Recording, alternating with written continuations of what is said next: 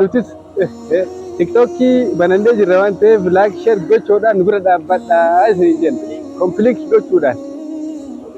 Bismillah, alhamdulillah, salatu wassalamu ala rasulillah wa ala alihi wa sahbihi wa wala wa ba'd. Assalamu alaikum wa rahmatullahi wa barakatuh.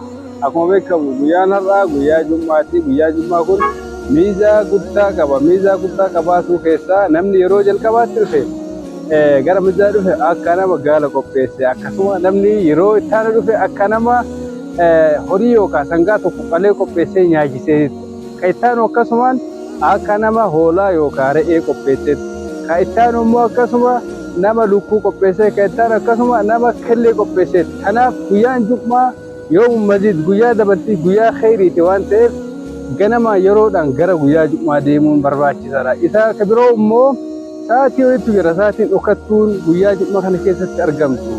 Gabrichi yoo rabbiin kadhate yoo ibaadaa godhee yeroo san keessatti argame rabbiin immoo isa waffaqu. Yeroon sun immoo akka ulamaan jedhanitti naannoo sa'aatii asrii kanatti argamti jedhan. Kanaaf obboleewwan keenya itti ariifatuu qabna. Yeroo hundayyuu guyyaa Jummaa kana ganamaan gara masjidaa deemuu, masjida keessatti argamuu, ibaadaa irratti argamuun barbaachisaadha. Assalaamu alaikum wa rahmatullahi wa barakatuh.